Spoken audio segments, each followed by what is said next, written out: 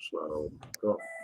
Ladies and gentlemen, welcome to the 2 week eve before Halloween. My name is Kelsey. In the middle is Jason. The other end is Catherine Marie. MyHauntedJason.com. My haunted dogs. Oh, there we go. Oh, Look at Catherine that. turned into a ghost. We have a ghost join us from the other side. In that room there was a murder and a suicide, along with a mass killing of babies, mice, and cats. They strangled a dog. Leave it like that. That looks good. It wasn't me. I love this. I'm going to leave it like this. Also, that's Shaggy. I thought it was Jason, but that's Shaggy in the middle. It wasn't Shaggy? me. Yeah, you said it wasn't me. It wasn't me that killed this time.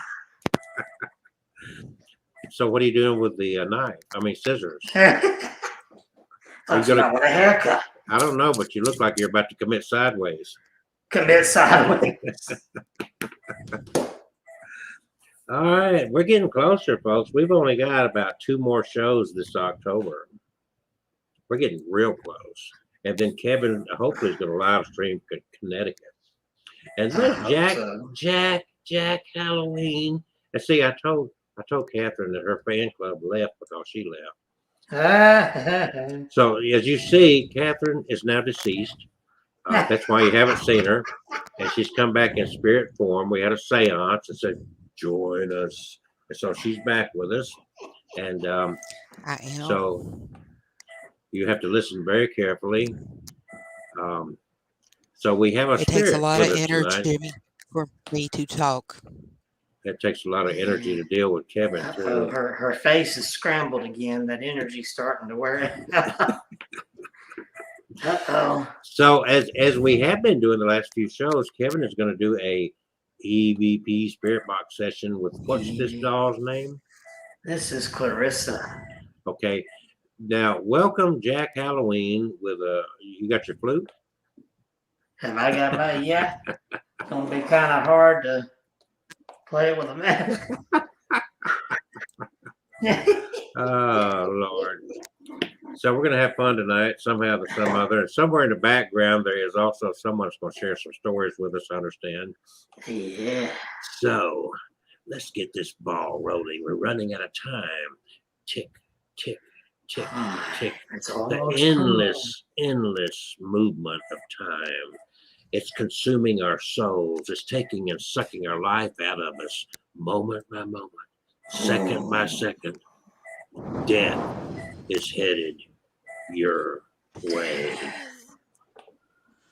Look, and then you see way over there, that's what death looks like in black and white. Jason.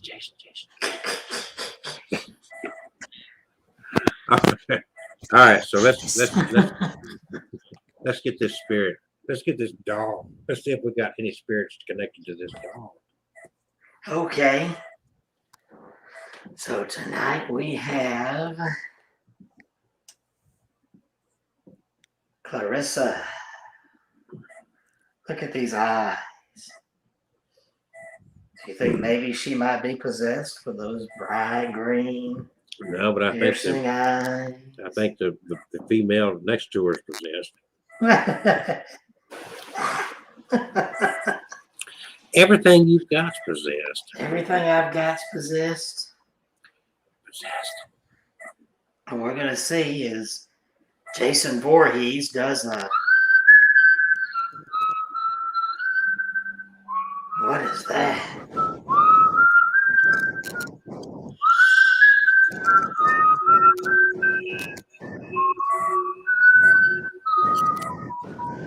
What is that?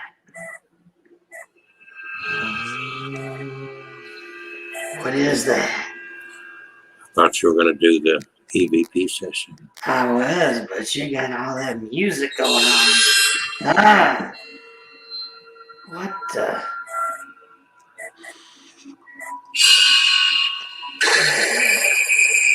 Kelsey and his sound effects.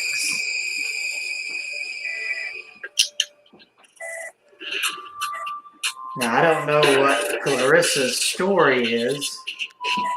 But we might.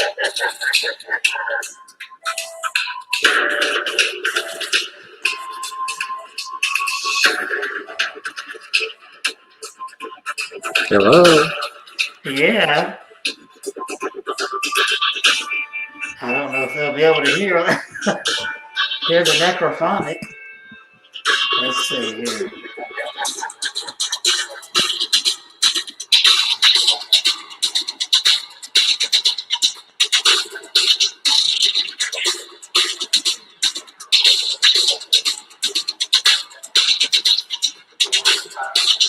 There it goes.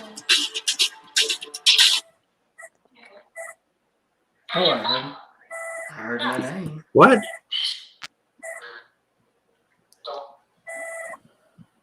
Jack, if you hear something, if you understand something, let us know. Can you hear the necrophonic?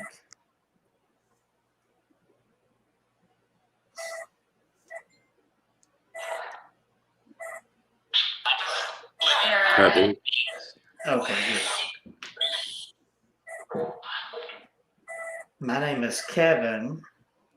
Don't be afraid of my scary mask. We're just celebrating Halloween. Trust me, you'd be more afraid if you took it off. Ignore that silly man with the wig over there on the other side.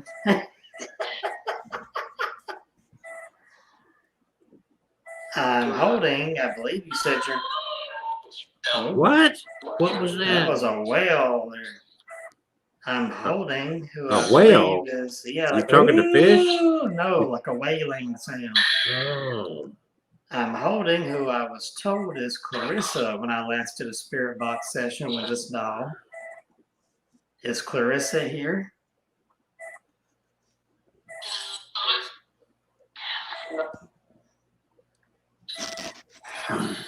I heard no, Clarissa and Kevin back to back. So who is with this doll?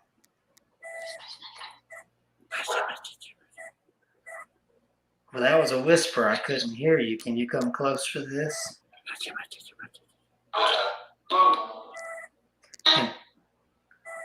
And tell me who you are.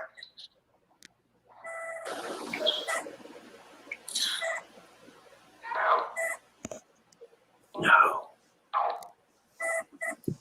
Can you hear me now? So who is with this doll?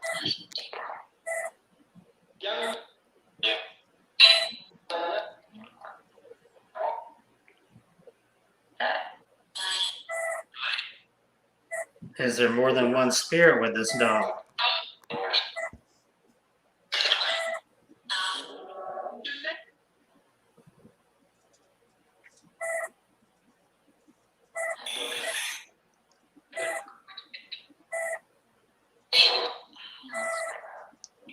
How many spirits are with this doll? 4.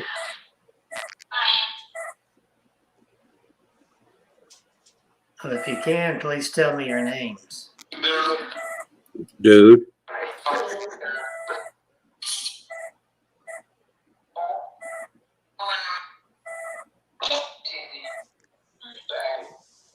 Could you understand any of those names?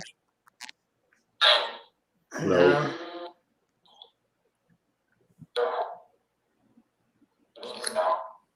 So why are you with this doll? I swear that doll's eyes moved. Did you make her eyes green like that? No.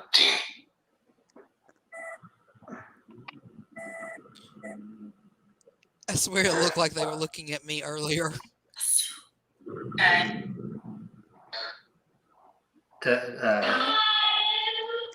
Whoa.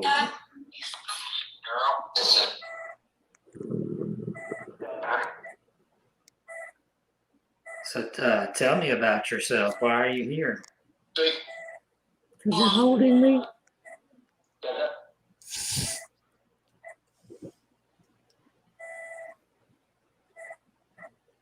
You've held me captive?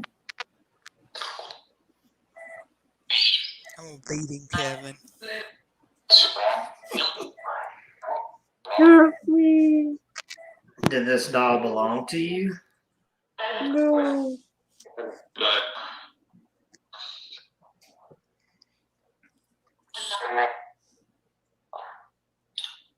Who did this doll belong to?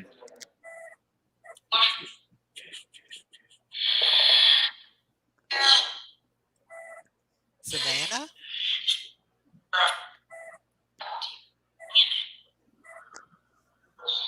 Are you from Savannah, or is your name Savannah?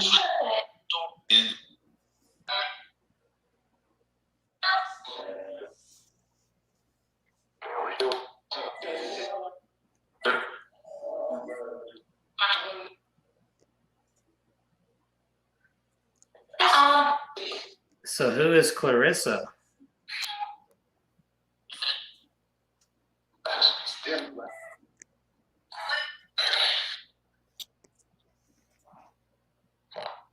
Is Clarissa one of the spirits with the doll? Yes.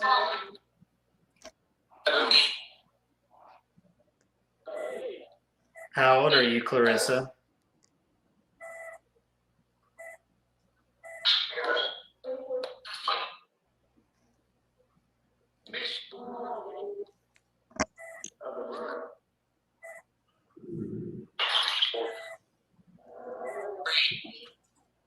It's almost Halloween. Does that make you happy?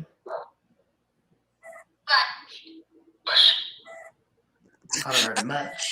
That sounded like something else.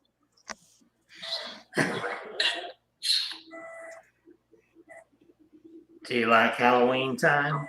Some.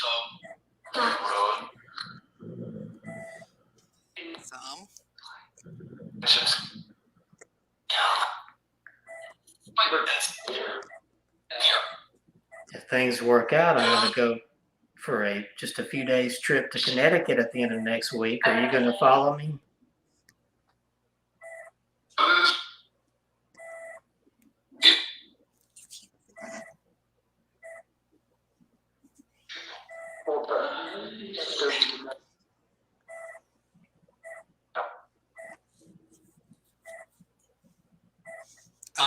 Wicked Kelton. Hmm? Are you a good spirit?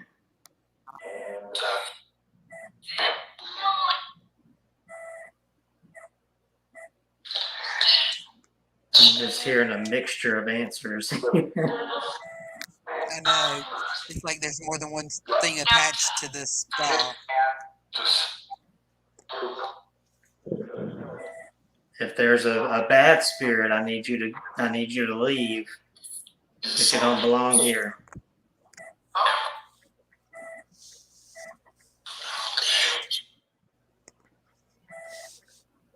This is a blessed house here.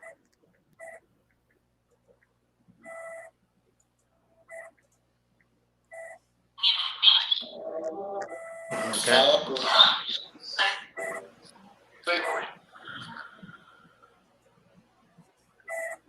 Is there anything you'd like to tell us?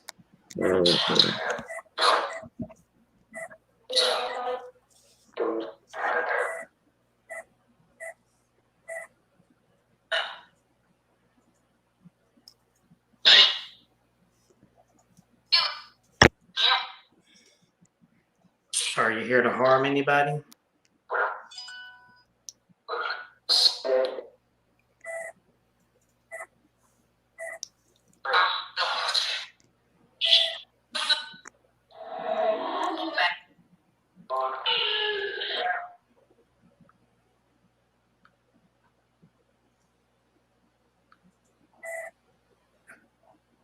Did you scare my cat, Maddie?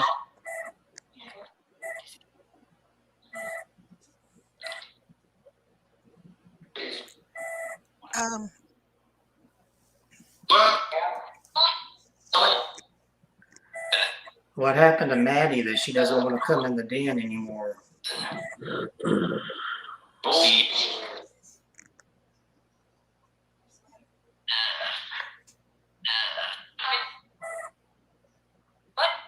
she's been hiding a lot under the bed covers.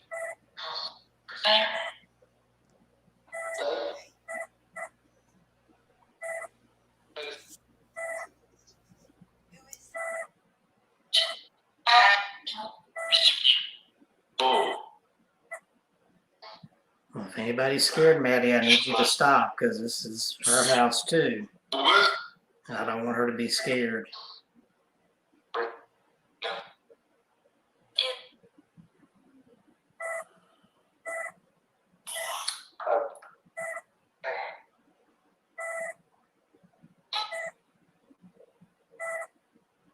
All right, now back to this doll. Are there good spirits with this doll that I'm holding? I heard a yes. I know there's a little girl with this doll.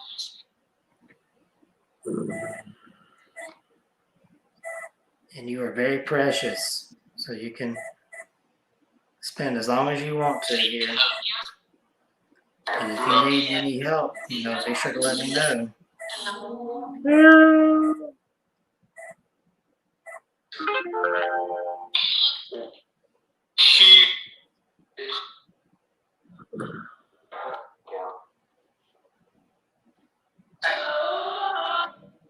That sounds like somebody singing.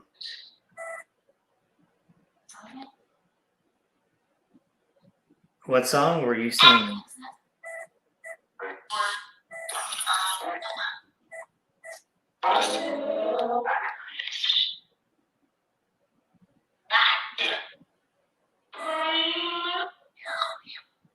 Did you say rainbow?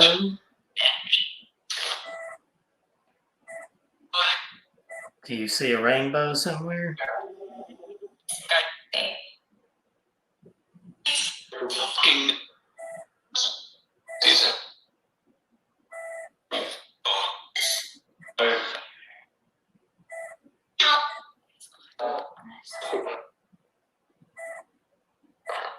Clarissa, is anybody harming you?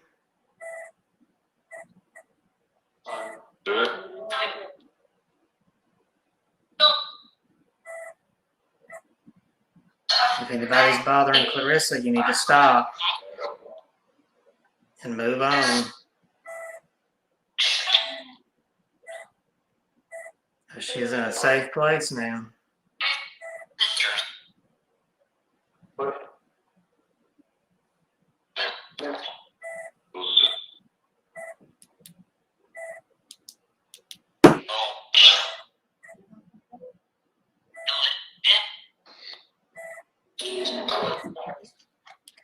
Well, is there anything else you want to say before we starting to wind down now?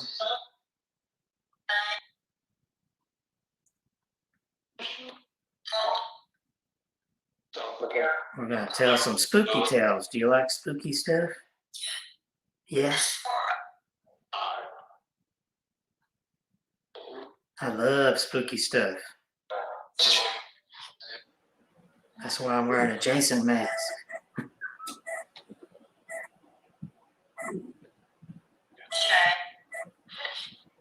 Okay. Is there anything you want to say before we stop?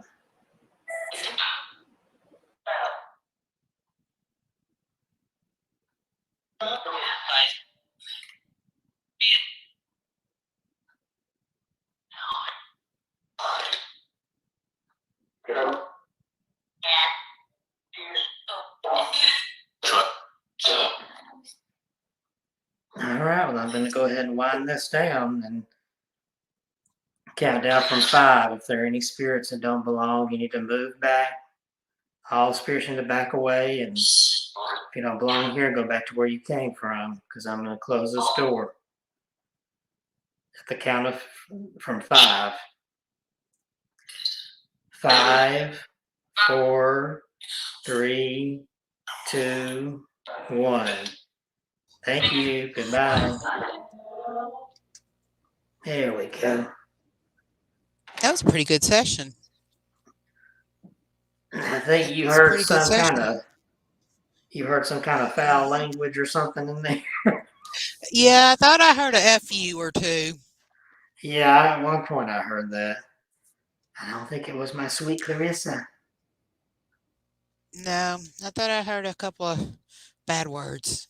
Yeah. Yeah, I thought there might be more than one attached to this. Let me fix her little ribbon on her dress. So how So you there been, we Kevin? go. Clarissa. I've been fine. How have you been? I'm surviving it. I had pneumonia for a while there, Oh, uh-oh. Uh-oh. and Nasty pneumonia. I'm doing good now.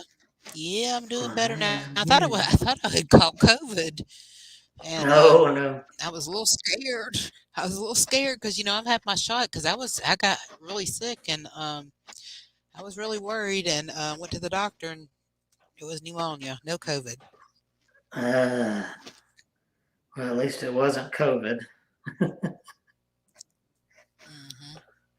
Yeah. Well, next Thursday There's is the the floating day head. I fly. Yeah, there it is. The floating half face. We can't hear you, Kelsey. You got muted. You're Speaking on from the mute. great beyond, so listen carefully. You've always wanted to know what's on the other side. Here I am. I'm on the other side. Now you know. So I hate to tell you, but there's no heaven, folks. For eternity, it's all hell.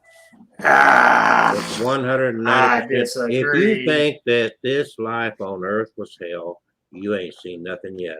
There is a hell, but I say there's a heaven too. Yeah, the hell is right.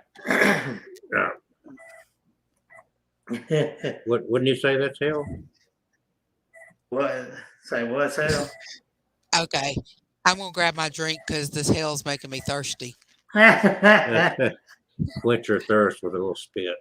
There Yeah. Hold on just a second. So did we get there's anything hell on the on earth. spirit? Did we get anything on the spirit box? Oh yeah, I mean, yeah, there were a lot of voices on spirit boxes. Do you I'll ever have to go back and listen. okay, are you even going back and doing that? I will go back and listen to this one Was that good? because I want to hear what they're saying on there. Hear what they're saying. Yeah, Exactly what were they saying? Yeah. Catherine heard some FUs, and I know I heard that one time. So I want FUs. to. Yeah. Florida University? No. Not Florida University? No. Oh, Lord. Folks, this is the time of year. Let's see. Wait a Oh, minute. my face is sweating. You're perspiring. You're a Presbyterian. Now I'm Presbyterian. Those are hot. He's a Masks Presbyterian. are definitely hot. What Yeah. religion? What religion is Kevin? He's a Presbyterian quite frequently. I'm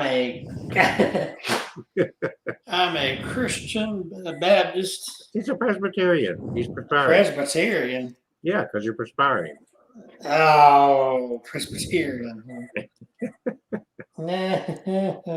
Sometimes Kevin's boring. You have to wake him up to get him Oh, to shut up. Yeah. Yeah. What in the world? Oh, is that the flute? Is the flute man back? The flute man is here.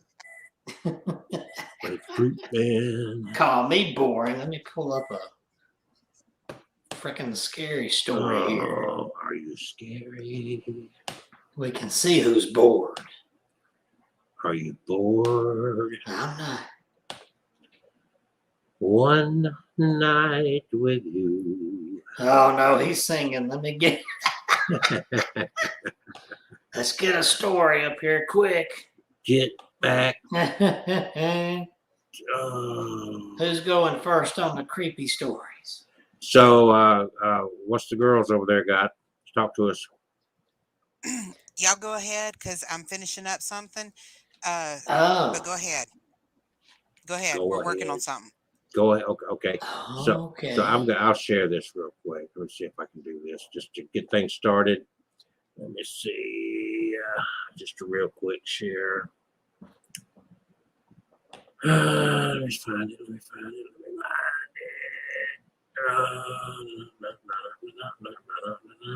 Get that check. Get that check. There we go.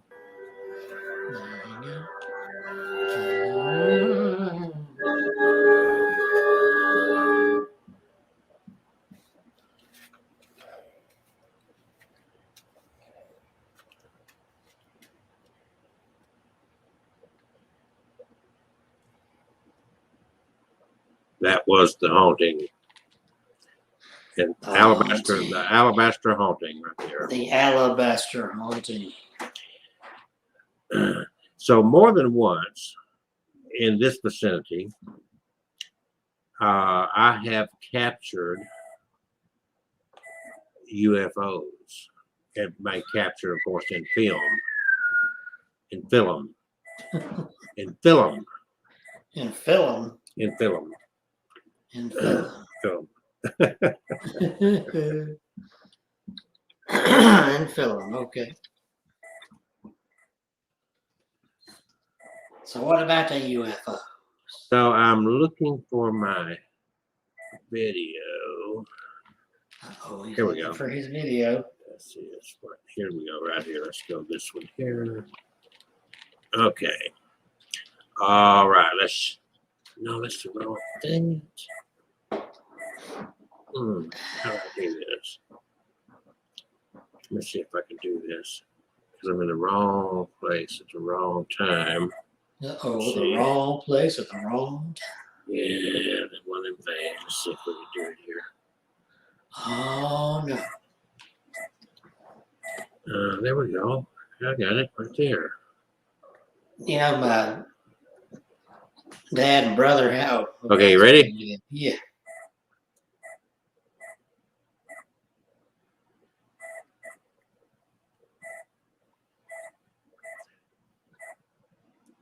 Look at there.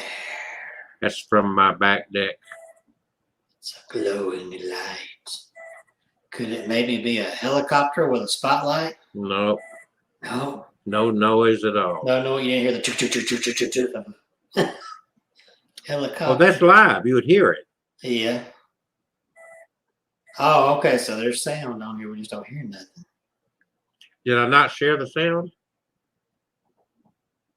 I don't know. I don't hear anything. So Okay. Just hold on. I'll start it over. Maybe I forgot to hit that button. I thought it was just. I thought it was a soundless clip. No, that's one I took, and so let me stop sharing. Let me start over.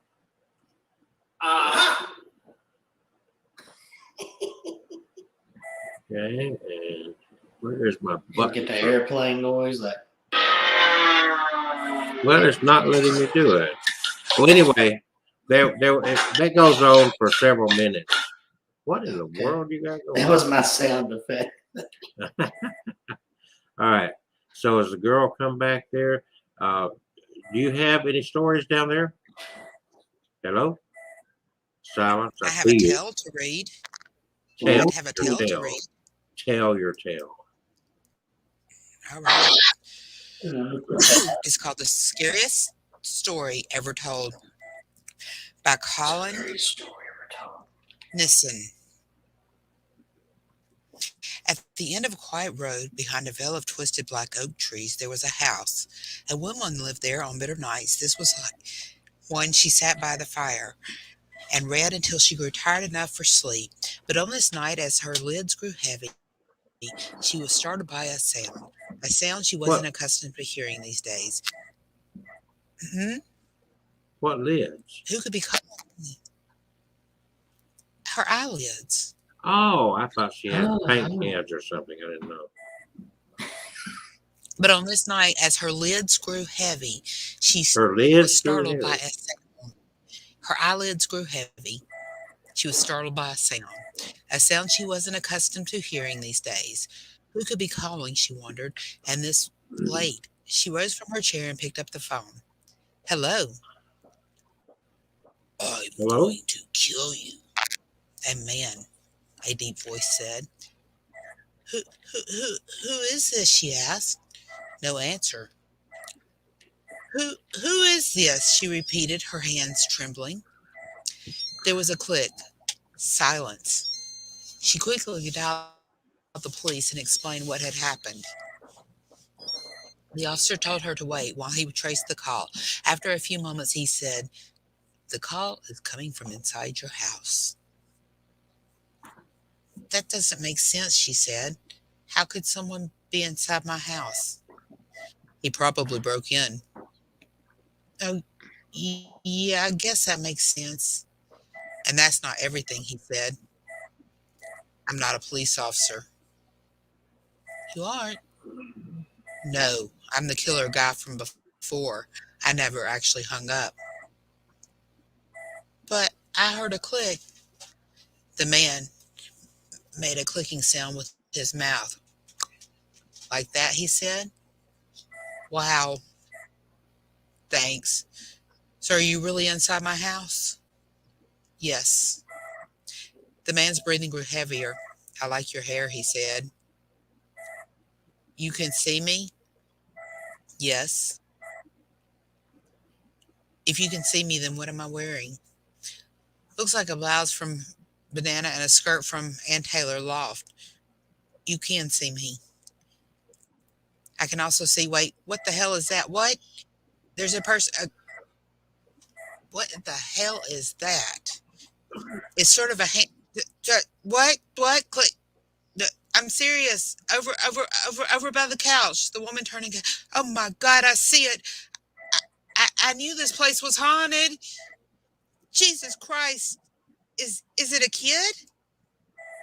Oh, he's all translucent. Looks. I can't do this. I can't do this one. I got to do another one." What? Uh-oh. What? What? Part What? 2 next week. You have to Without a wait for doubt, part 2. without a doubt, the best ghost stories are those that are true. It's no secret that several scary places are scattered throughout Alabama, from spooky cemeteries to haunted plantation homes. Alabama's definitely experienced its fair share of ghosts. The historic Drish House, located in Tuscaloosa, is one of the most haunted houses in the Old South. And what happened here is truly chilling. Originally called Monroe Place, the Drish House is a Greek Revival style mansion that was built in 1837 by Dr. John R. Drish, one of Tuscaloosa's earliest settlers. There are a few ghost stories about this historic home. However, the one that we're most familiar with involves candles and that angry widow. Here's how the story goes. Are you ready? Mm. In Yes, I will. 1867, Dr. Drish died from falling down a stairway. He was a heavy drinker, so it's assumed that his drunkenness is what caused the fatal incident. When it was time to plan his funeral, Sarah, Dr. Drish's widow, became overly obsessed with all the preparations, so much so that it became an elaborate event.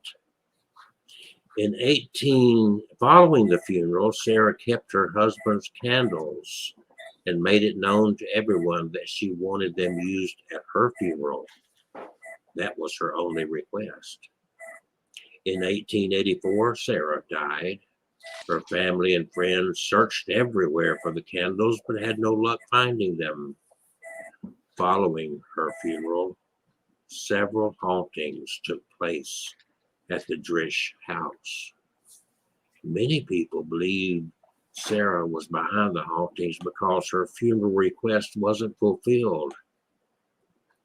The third-story tower fire is the best-known haunting to ever happen at the Drish House. Many witnesses have reported seeing flames in the tower. However, once the firefighters arrive, there's no evidence of a fire ever taking place. Some of the firefighters did report seeing the ghost of Mrs. Drish. The third-story tower fire haunting inspired the story Death Lights in the Tower, which is one of the ghost stories in the 1969 book 13 Alabama Ghosts and Jeffrey, written by none other than Catherine Tucker Wyndham and Margaret Gillis Fye. According to this short story, 3 ghosts live inside the Drish House: Dr. Drish, Sarah, and Dr. Drish's daughter, Catherine. Over the years, the Drish House has been used for many different things. It's been used as a school, even a car parts warehouse, a church, and even a storage facility. Today, the Drish House is being used as an events venue. It's located at 2300 17th Street, Tuscaloosa. It's also part of the Haunted Tuscaloosa Tours. You should visit the Drish House if you want to visit one of Alabama's most haunted locations. Thank you very much. Yes, And I haven't been there. have a good evening. I have been inside the Drish House on an investigation. And there's a lot going on in there.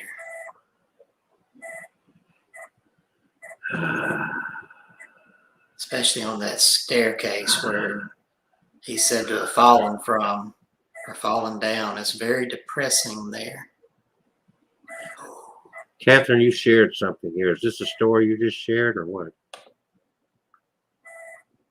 Hello. Yes, I'm gonna finish it next week. I kind of Okay. want to give you all a Okay. little. Okay, that's Really? all I just wanted to ask. You're good. Okay.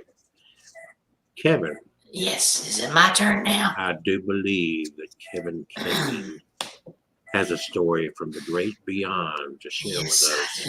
The interactions of ghosts and goblins and demons with the flesh and blood humans that occupy the space that we're in.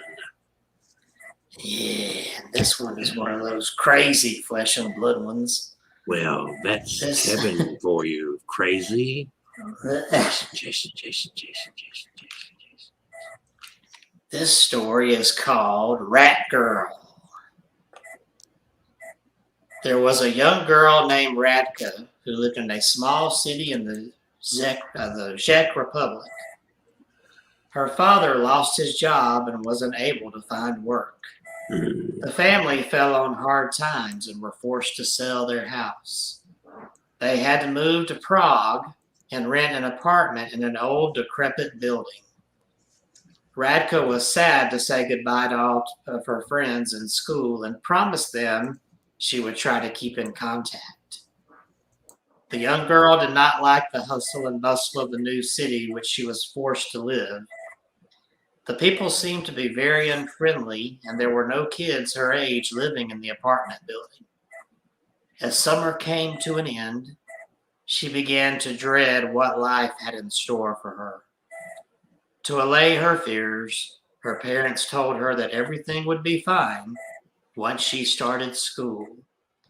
But the young girl was not sure. On her first day of school, Radka hoped that she would make some new friends. However, she found that her new classmates were very unpleasant. When she tried to talk with them, they just turned up their noses at her and walked away. When she tried to join in with their games, they refused to include her. As the days went on, the kids at school began to display an intense hatred for the poor girl. They taunted her relentlessly, making fun of her hair, her clothes, and her accent. They told her that her face looked like a rat and christened her Rat Girl. Christened. Christened her and christened her Rat Girl. She tried to tell her parents that she was being bullied in school, but they were too busy worrying about the family's finances to pay much attention. The bullying gradually got worse and worse, and Ratka had no idea what to do about it. Some of the kids would punch her and kick her and call her names. Others would beat her up and steal her lunch. Still more would play cruel tricks on her, tearing up her school books and writing on her locker. She spent most of her days at school desperately trying to avoid her classmates. One day, the teasing and bullying became so bad that she could not take it anymore. Her classmates dragged her out to a river near the school and threw her in. As she sat in the school toilet trying to dry her clothes, the poor girl began thinking of a plan. By the end of the day, Radka had come up with an idea to get revenge on all of the kids in the school who were tormenting her. On the way home from school that evening, she found a dead rat by the side of the road. She picked it up and brought it home with her. When her parents went out after dinner, Radka took a meat grinder out to the kitchen, to the cupboard, and put the rat inside. She turned the handle and ground the dead rat up into minced meat. Then she cooked it in a frying pan. It smelled awful, so she added lots of herbs and spices. When her disgusting meal was finished, she placed it neatly in a plastic container and put it in her school bag. The next day at school, Radka waited until lunchtime to unveil her horrible plan. When the bell rang for lunch, she made her way to the school cafeteria and sat at one table on her own. She took the fried rat meat out of her bag, placed it on the table in front of her, and waited. Soon enough, two girls came over and started teasing her and calling her names. They stole her lunch and passed it around the cafeteria. Everyone had a bite. All of her classmates were laughing at her and calling her Rat Girl, Rat Girl. About 1 hour later, her schoolmates began feeling queasy. One by one, the kids got up from their desks and ran to the toilet. The teacher had no idea what was going on. Radka ran out to the school toilets to see the results of her handiwork. All of the stalls in the bathroom were occupied, and she could hear the sounds of retching, vomiting, and diarrhea. The air was filled with the smell of poop and puke. Some girls were holding their hands over their mouths, waiting desperately for a cubicle. Others could not wait and had resorted to pooping in the sinks. When there were no sinks free, one girl ran in and puked all over a girl who was pooping in the sink. Oh my. It was utter pandemonium. It was poopy. Radka smiled with satisfaction. By the next morning, her classmates had figured out her cunning plan. During class, she could see all the girls staring at her and giving her dirty looks. She knew that it was just a matter of time before they took their revenge on her. During lunch break, two girls approached Radka. She was expecting them to beat her up, but instead, they apologized to her. "We're all very sorry about the way we treated you, Radka," they said. "We hope we can make it up to you." The girls told her that her classmates were waiting for her in the classroom. They said they all wanted to apologize and welcome her into their group. Although Radka was suspicious, she was so eager for acceptance that she threw caution to the wind and followed them. They led her down the corridors, but as they were passing the door to the school basement, The two girls suddenly turned and grabbed her. One of them held her tightly while the other opened the door. Radka tried to struggle, but it was no use. The girls pushed her through the doorway. Radka tumbled down the stairs and landed on the cold concrete below.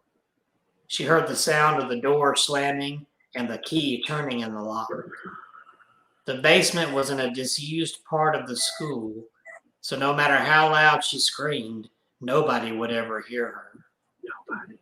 Lying on the floor of the basement, her back aching, Radka began to cry bitterly.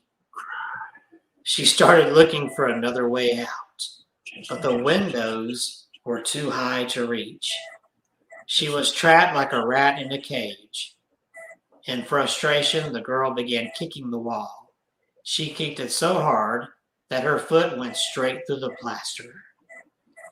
She got down on her knees and began tearing at the wall, making the hole bigger and bigger until it was large enough for her to fit through.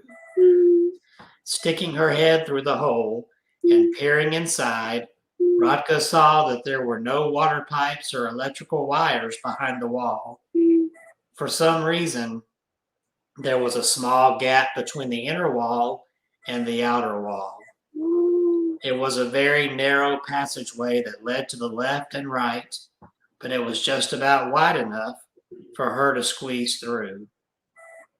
Radka felt that it was her only avenue of escape, so she crawled through the hole and made her way down the narrow passage. It was dark and she was scared, but she forced herself to press on. Eventually, she noticed a thin beam of light shining through a tiny hole in the wall. She scratched at it with her fingernail, and it got a little bigger. Peeking through, she realized that she was right beside the school principal's office. She could see the principal sitting at his desk, unaware he was being watched. He wasn't doing any work. He was just sitting there, staring into space. Then he began picking his nose. Oh, gross, thought Radka as she chuckled to herself and moved on. She crawled further down the passage and came to another bright spot on the wall. She scratched at it to make the hole bigger and put her eye up to it. She discovered it was the teacher's lounge. She could see her geography teacher and her history teacher. They were locked in a passionate embrace and were kissing each other. Wow, they're having an affair, she thought to herself. Moving on, Radka found that the passage began to slope upwards. In some places, it was almost vertical, and she struggled to find a foothold. Eventually, she reached another tiny point of light. She looked through the little hole, and it took a while for her eyes to adjust to the light. When they did, she realized she was staring directly into the teacher's bathroom. She could see her English teacher sitting on the toilet. Suddenly, she heard a loud splash. Disgusting, she thought to herself. She kept going, confident that she would find a way out soon. As she went further down the passage, it began to get more and more narrow. After crawling for a while, she came to a corner that was at a slight angle. Radka tried to squeeze through the narrow space. Her head and upper body went through without a problem, but her butt got stuck on the turn. She tried with all her might to pull herself through, but it was no use. The corner was too small. However, when she tried to go backwards, she found that she could not budge an inch. Her butt had become stuck fast between the densely packed concrete blocks. In desperation, she even tried to rotate her body like a drill, but her efforts were in vain. Her worst fears had come true. I can't believe it, said Radka. I'm jammed. She began to panic and felt as if she could not breathe. She wondered if she would be trapped behind the walls forever. The young girl rested for a few minutes, telling herself to remain calm and to gather her thoughts. She began thinking about her mother and father and the fact she might not ever see them again. Her eyes welled up with tears. "Help! Help!" she screamed again and again, but nobody answered her cries.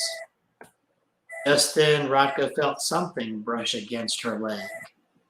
There was a strange, musty smell in the air. She put her hand down and felt the touch of soft, warm fur. When her fingers closed around a long, fleshy tail, she screamed, "Rats!" All at once, at least 3 or 4 rats began swarming on Radka.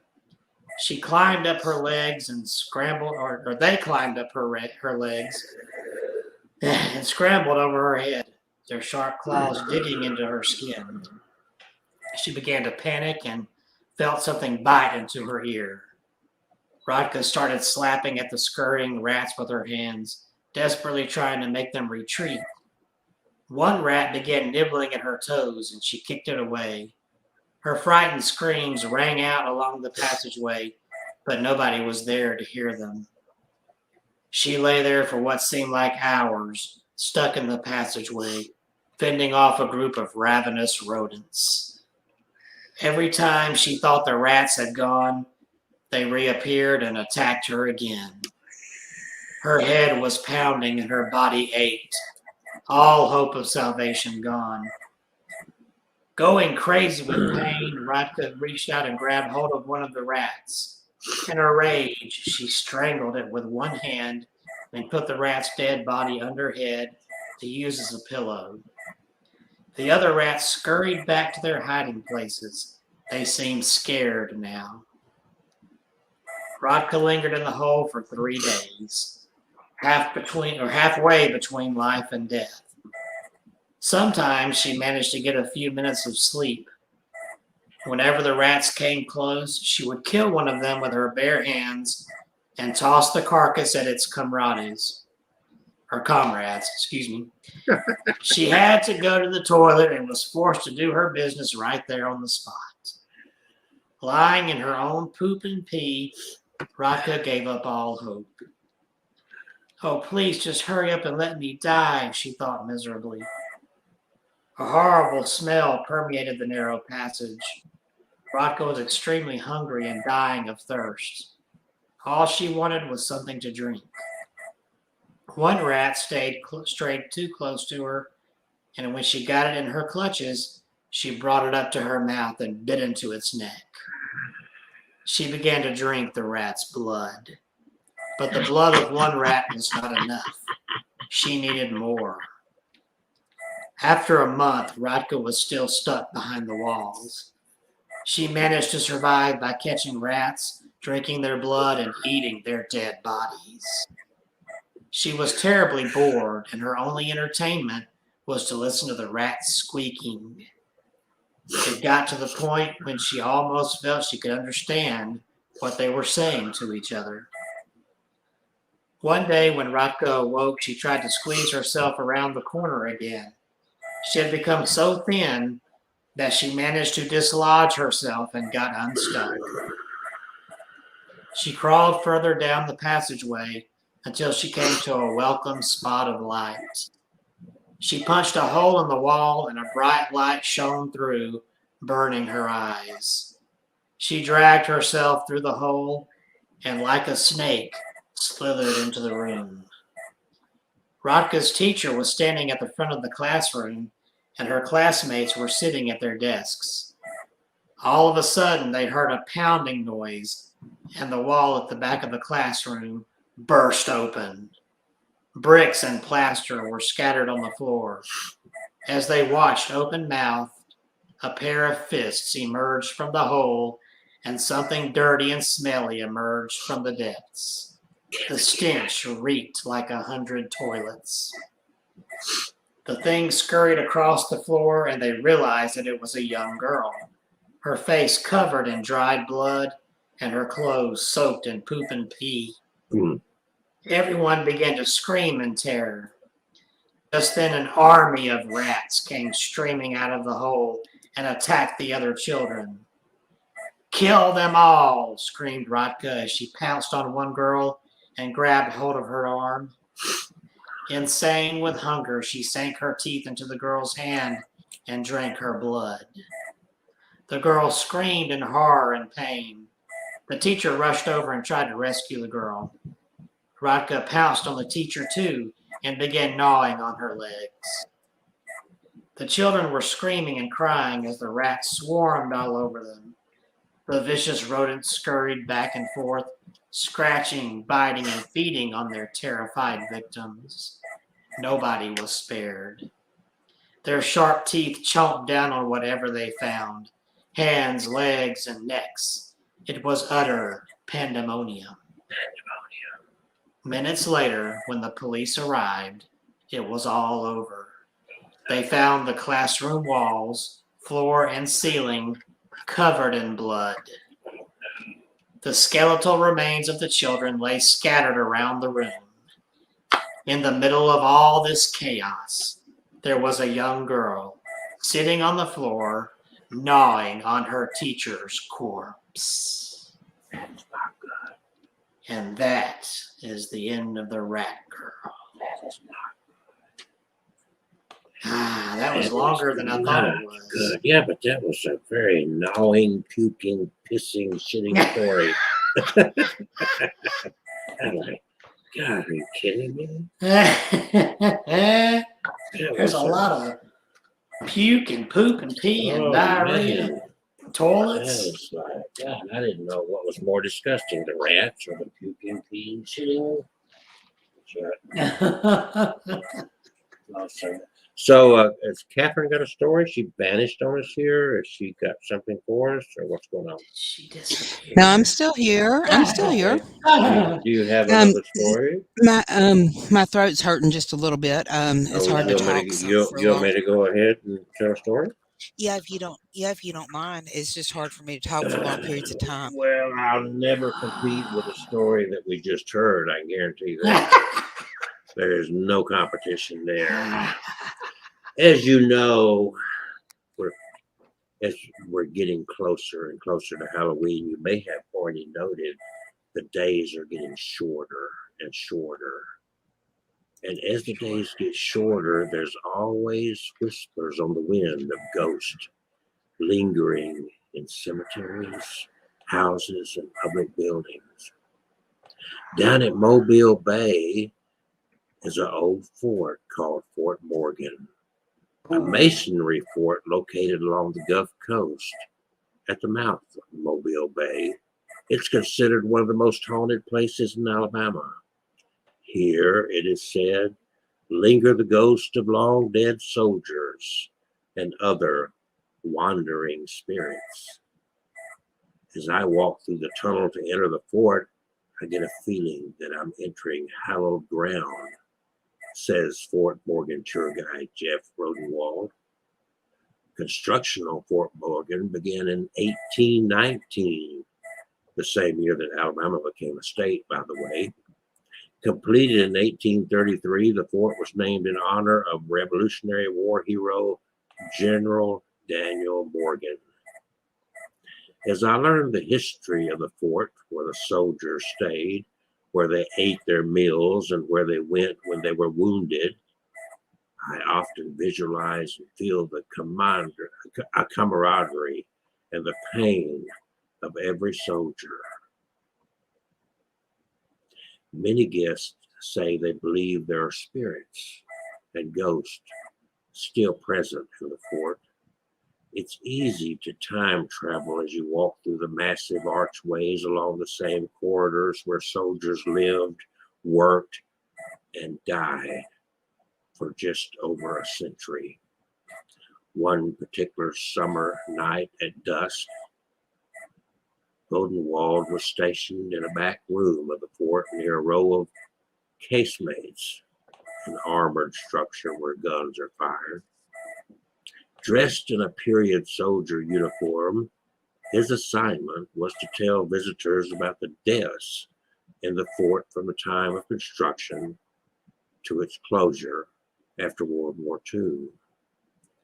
According to Rodenwald, 3 young women entered the candlelit entrance and stopped to take a picture of the doorways that run through the 5 of the casemate rooms. They are toward the end of the group coming in. Just as one of them is in the process of taking the picture, one of them shouts, "Did you see that?" The other 2 say, "Yes." They pull the picture up on their phone, and sure enough, there's an orb-like object in the photo. He recalls, "They asked me if anyone else is back here. I tell them, we're the only people in this part of the fort." They're a little spooked with what just happened. I cannot explain what they saw, but they saw something. There have been many sightings over the years. The old barracks are said to be one of the most haunted portions of the fort. In 1917, a prisoner hanged himself there. According to many reports, you can still hear the hanging man cry late at night. Visitors say they also hear footsteps and have been touched. During the Civil War, a bomb went off in a room of the fort, killing several men. Visitors say the men can still be heard screaming. The most witnessed manifestation is that of a young woman. She was attacked sometime during the 19th century, and it's believed she still roams the fort and grounds looking for her attacker. The fort was seized by state of Alabama troops in 1861, turned over to the Confederate Army. The fort served as the first line of defense for the city of Mobile and provided protection for blockade runners entering the bay. In 1864, Union naval forces fought their way past Fort Morgan and defeated a Confederate naval squadron, and the fort's 581 men were forced to surrender. During World War I, 2,000 troops were stationed at the fort. Many of these men trained on the new artillery weapons that were becoming commonplace on the battlefields of France. With the end of the war, Fort Morgan's garrison was steadily reduced, and in 1923, the post was ordered closed. In 1941, the U.S. Navy reoccupied the post to renew the fort's coast defense mission. In July 1944, Fort Morgan was abandoned for the last time, and its role in America's coast defense officially came to an end. The fort's located 23 miles west of Gulf Shores, and yes, it is open for tours. Fort Morgan. Yes, I've been there. And Kevin, if it's been haunted, you can expect Kevin's ghost is there. In fact, I've played on here before, but I can play it again if you want. I've got a whisper and a slamming door Well, absolutely. captured when I was there. Turn us on. Absolutely. Let me pull it up here that I can share. Totally. Awesome. This was captured back in 2015 when I was down there at Gulf Shores, my family, and on one of the days, we were there a whole week, and on one of the days, we went over and revisited Fort Morgan. It had been several years since I'd been there. Here it is. I'll just play the video. I'll just shut up and play the video because it's. Just shut up, play the video. Aren't you just so funny? Let me get it ahead here. All right, now I'm going to share my. Yeah, but you already said that. Just shut up for the video. Kevin. Would you shut up? You shut up. You said you Hey, here's the video. I'm sharing my screen. You're still yapping. There we go. Shut up by the video. Just shut up by the video.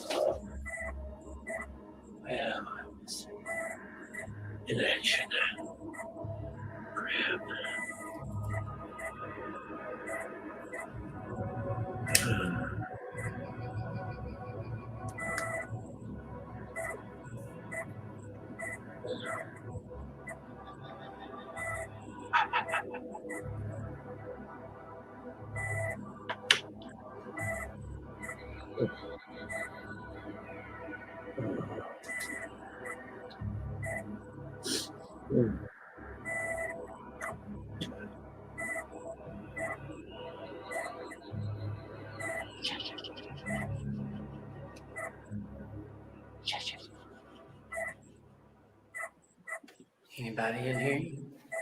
Yes.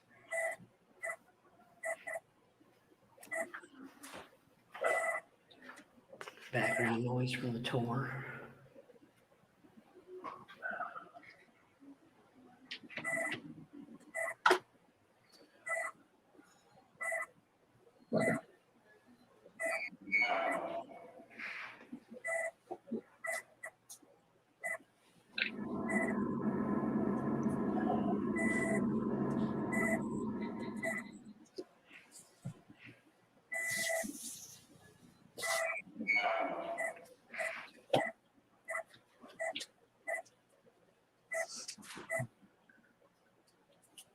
All right, so what do you think of that? You could hear that door swinging shut and even the lock clicking.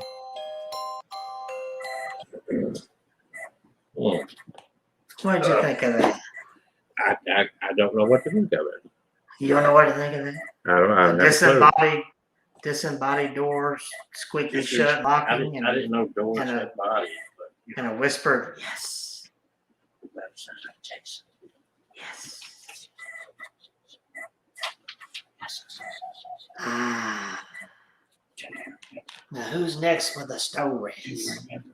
Uh-oh. I think Catherine must be storied out. Oh, well, that's right. So you want me to go ahead? Yeah, her throat was bothering her. It's 8:07. I guess we could hawk our books for a minute. Well, hawk her away. Get Get her done. Go ahead. I'm looking. her done. Where are my book covers here? Here's my website, myhauntedDolls.com, emblazoned on your screen there. And you can go there and find my fine books here, like My Haunted Collection, The Dark Side, that tells about the scary items in my collection.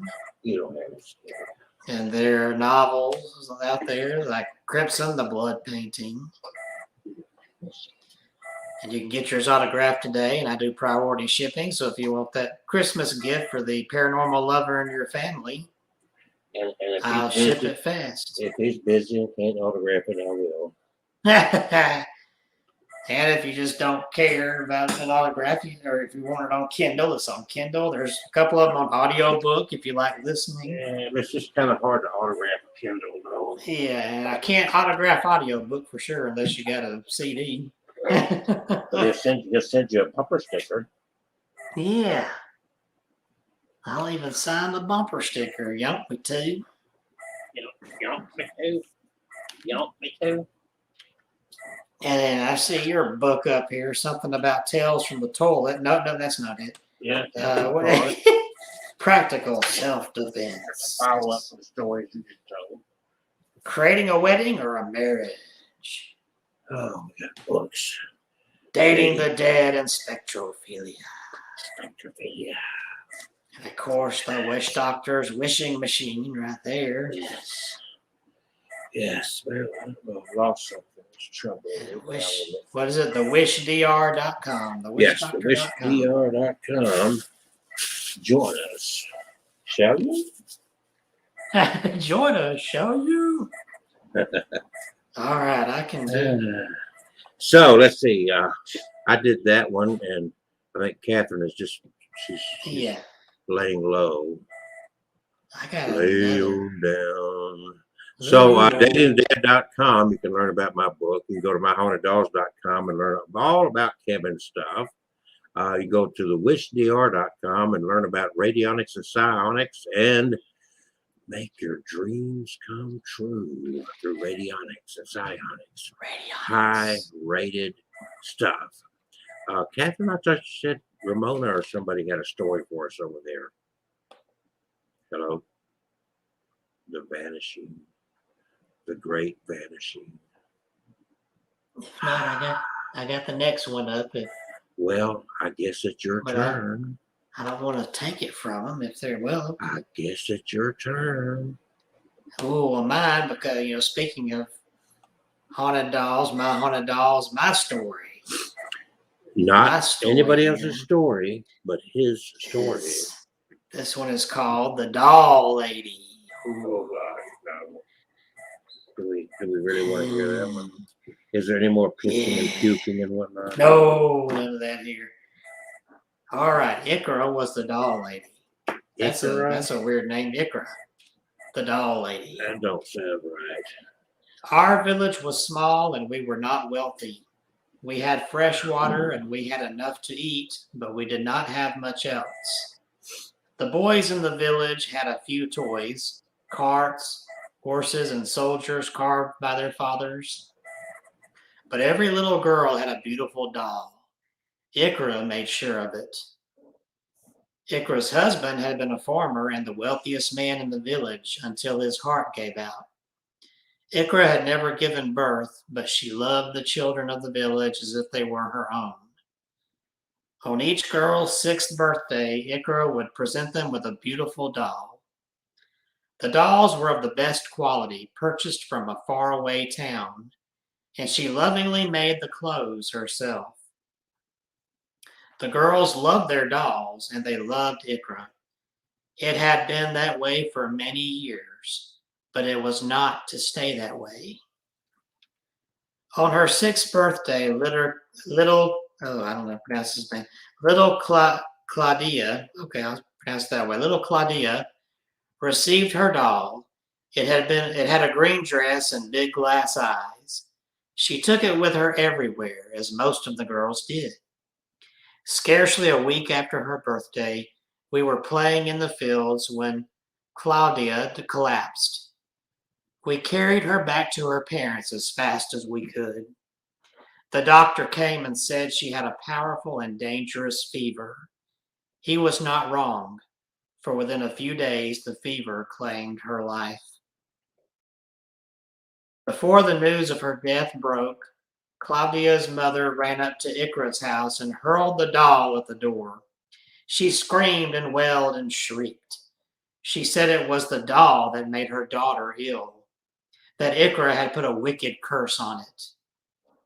Ikra opened the door and began crying. She was so upset at the accusation. Claudia's mother was led away by her husband. All of the people in the village agreed she was overcome with grief and had taken out her anger on Ikra. But I noticed that some of the adults were less friendly towards Ikra from then on, despite what they said to us. A few months passed and my sister Nika, her birthday approached. Ikra had not been seen for a few days, but when my sister's birthday came, we knew why. Ikra presented her with the most beautiful doll I had ever seen. It had huge blue eyes and she had made an elaborate blue gown for it. It seemed as if Ikra wanted to allay the fears of the village and show that she was a good person. This doll, that she had spent so much time and effort on, was her way of proving it. Exactly 2 weeks after her birthday, my sister Nika died of a fever. My father nearly went mad with grief. For 2 full days he sat indoors, just holding Nika's doll and weeping. Then he went to see Ikra. It was like watching Claudia's mother all over again. My father shrieked and swore and spat at her. He smashed the doll against Ikra's door and screamed that she was a witch, that she had cursed the dolls and made Nika die. Ikra wept and tried to protest her innocence. It fell on deaf ears. After a few minutes, my father was dragged away by the doctor, and Ikra went back into her house just as before. This time, however, it did not end there. One by one, the villagers came and put the dolls Ikra had given them on her doorstep. I remember seeing them all sitting there in a pile. 20 years worth of gifts, all given back. We never saw Ikra take them inside, but they were gone the next day. Ikra was never seen to leave her house again. I sometimes caught sight of her face in a window as she stared at the children playing outside. Her face had become pale and gaunt, and her eyes were wide and red from crying. She looked like the very embodiment of madness. Eventually, we saw her face no more, and Ikra the doll lady was all but forgotten. The years passed and I left the village. I sometimes thought of Ikra with her staring red eyes and felt sorry for her. I never really believed that she had hurt anyone. I thought it was all just a coincidence and that she had been unfairly accused by superstitious townfolk searching for a scapegoat. I still believe that. One summer, I received a letter from my father. The village well had dried up and the remaining people were abandoning the village to move to a nearby town. I went back to help my father move his things and to see the village one last time. As we packed the last of his belongings into the cart, I looked over at Ikra's house.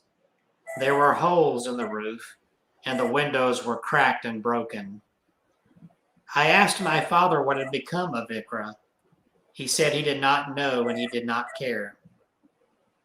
She had not been seen since the day I watched her staring from the window all those years ago. Was Ikra dead? Did her body remain in the house unburied? Nobody knew.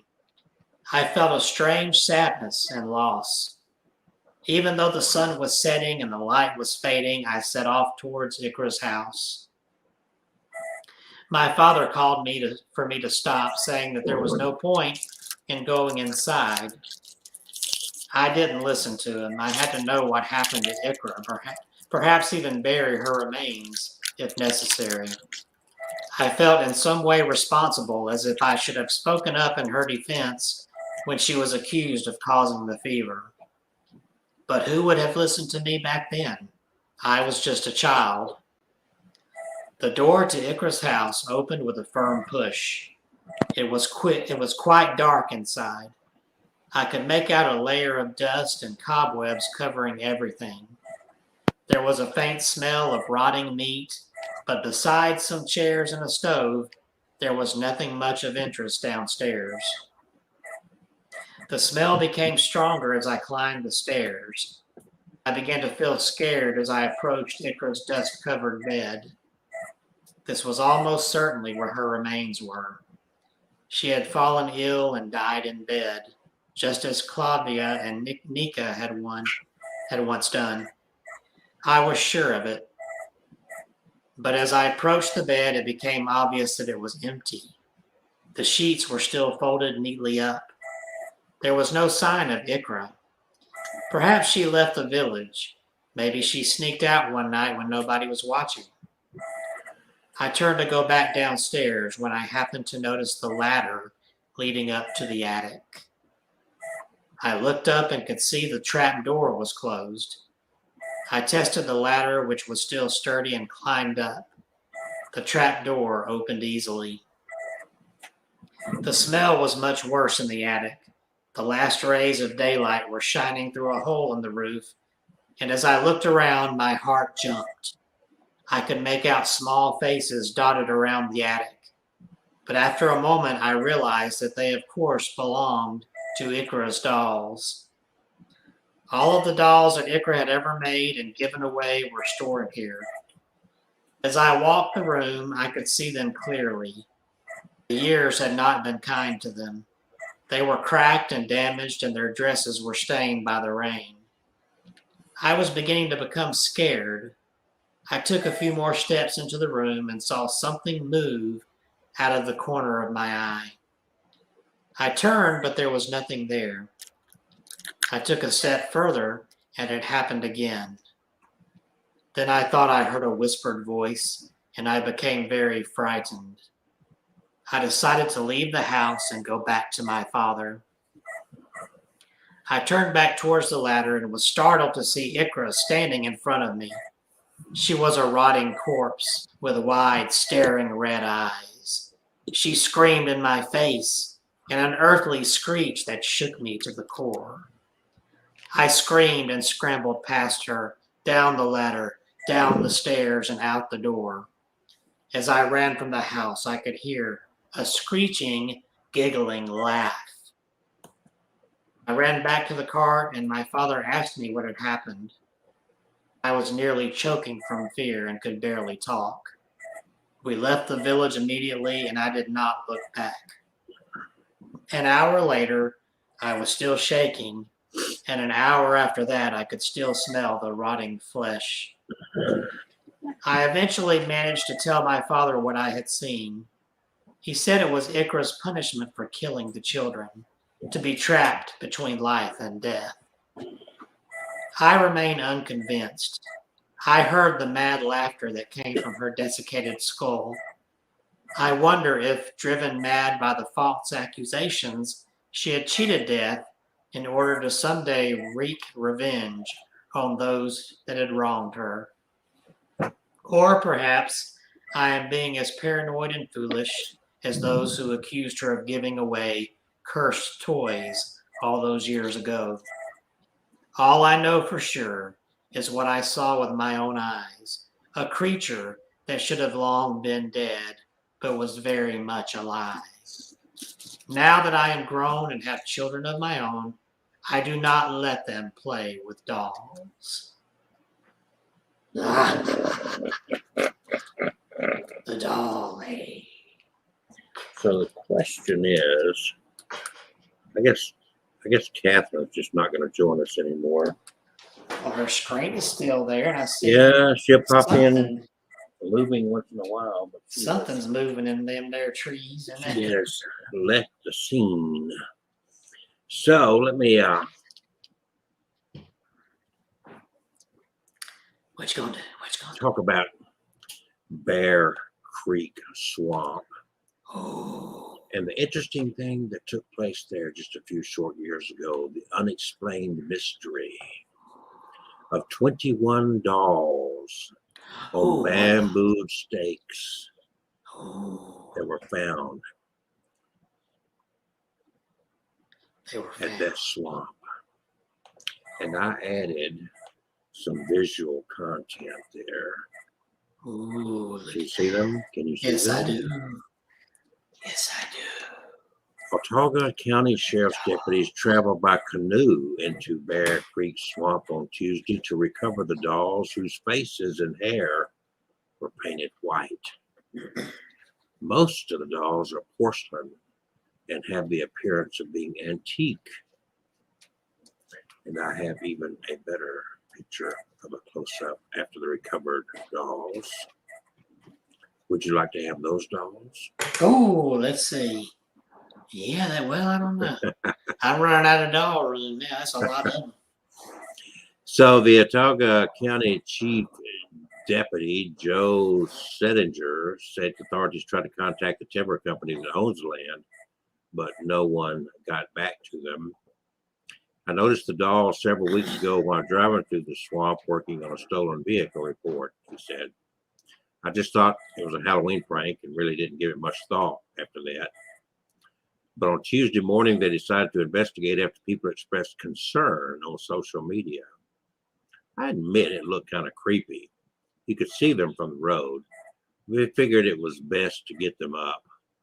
Why would they get them up? They inventoried the dolls back at the courthouse. No one ever claimed the dolls. It's been a rite of passage for generations for teenagers to enter the area at night looking for creatures said to roam the swamp. It kind of reminds you of the Doll Island down in Mexico. You've never been there, have you? No, I'd like to go. Yeah. Never been there. So it's not a very lengthy story, but it's a very real story. Just a little bit south of us here. Really just kind of outside of Prattville, Alabama. It's 8:24. This is Abnormal Alabama. I am Dr. K, and there is Kevin the Saint Kane. Yeah. By the way, we're both saints, and we're not ashamed of it at all. Yep. We are coming into the final countdown to Halloween 2021. Take a moment here. Do you go to any of the haunted houses around in the communities, Kevin? No, I haven't been to any in a long, long time. They have no interest in them anymore. No, they just gotten to where they're getting too extreme. Ah, okay. You know. Okay, looks like maybe Catherine's back. Catherine, do you have anything to share with us? Hello? I see a shadow I figure. see a scary face in the Matrix there. I see a shadow figure. It's in the Hello? Matrix. Hello? Oh, she's muted. That's why we can't hear. Hello? You're muted, Catherine. I won't let me unmute her. She's got herself muted. I'm here. There you There go. she. Talk to us. Tell us something. Share something. What do you want to hear? I thought you said Okay, Ramona had a story. Ramona, do you have a story, Ramona? She's being shy tonight. Just use her voice. We can't see your face the way you've got that. He said you can't see your face the way I got this. To go ahead and just use your voice. My microphone on my computer's messed up for some reason. And we will call her Beth. Nobody knows who she is. So we have Beth with us. It's okay. We have Beth with us. And she's from Tallahassee, Okay, Florida. And she's from Tallahassee, Florida. And Beth is going to tell us a story. Hold on just a second. Let me hand the microphone off. All right, Beth, come tell us a story. Beth, that's you. No, that's you. Tell us a story. I'm Beth. Yeah. Okay. Can You y'all need a hear? microphone. No, you need to give her the microphone. I can't hear her. Okay, you might come closer. She's coming closer. You're not going to be seen on the TV. See, I'm on here and you can't even see me.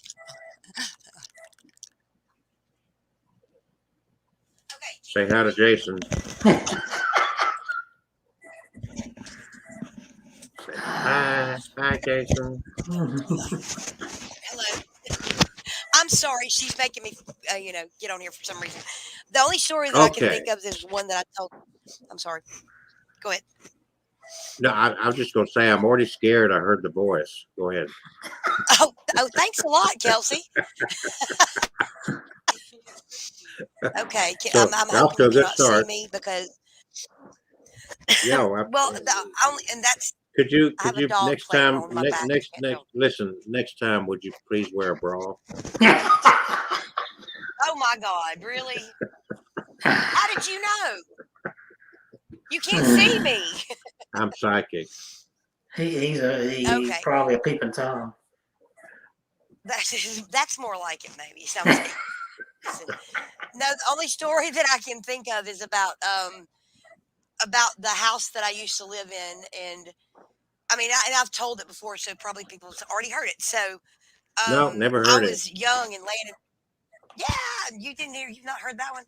No, I was probably about. that you were young. Okay, I was young at one point. I wasn't Oh. always this old witch that I am right now. You were a young witch. I was a young witch, yeah, with the changing of a letter. I know she didn't But- mean bitch. No, I didn't. Not at all. But Okay, tell your story. I'm sorry. okay, we ready? Oh no, you're I'm fine. distracted. I'm distracted by Jason up there. He's gained a lot of weight since he did his show. Don't put me on the Oh, we have we're Slender Man, huh? Oh, I've got the phone. Oh, you want me to hold this for just a second? Okay, she's making me like I don't know. No, You're the fine. story is I was probably about 12 or 13 years old, and I was living in a house in Chelsea, Alabama, with my parents growing up right down the road from the high school and the middle school. Oh, In that's where I am. Yeah, right where Jason is. Oh, God, I'm glad I'm not there anymore. I'm glad I'm in Talladega County then. Yeah. Well, listen, if you think that he's scary, wait till he takes the mask off. Oh, look at that. Yeah. Oh Lord, I'm better that looking than scared you. me. Yeah, I'm Slender Man. That's what Catherine said. But I was in bed one night, laying there, and I heard everyone had gone to sleep, and there should have been nothing moving in the house, period, and no one anywhere up or at all. And I heard the front door open and close, and then you felt the steps going through the house because it's an older house, and any step would make the whole house shake pretty much. And my bedroom was next to the hallway that went straight to the the old bathroom that was in there. I felt well, I guess I should say this, that we were remodeling some of the bedrooms, and the hallway had mattresses leaned up to where no one could get through. Period. A human couldn't have gotten through. Well, I've heard something scrape their hand all the way down the hallway on my bedroom wall, on the opposite side of my bedroom wall. Open the bathroom door for just a few seconds or so, and then you heard the bathroom door open back up, and the same thing. Someone walked down the hallway, scraping their hand, and you could actually hear it and hear the steps going down the hall, but no one could. There was no way anyone could have gotten through there at all. And then this person walked to the front door, opened the front door, walked outside, and then you heard the swinging outside. Well, the few days later, I asked my mom and dad about it, and they just kind of blew it off. But my aunt told me that my grandmother that had passed away before I was even born, she passed away. She had a brain tumor and passed away in the house. Would sit out on the porch, and that was the only happy she had after she got sick, was sitting on the porch in the swing. And if she had to go to the restroom, she'd go down the hallway, and she would scrape her hand all the way down the hall to help hold herself up. And then back outside, she would go to the swing. So evidently my grandmother was there to have fun, and she had to go to the bathroom while she was there.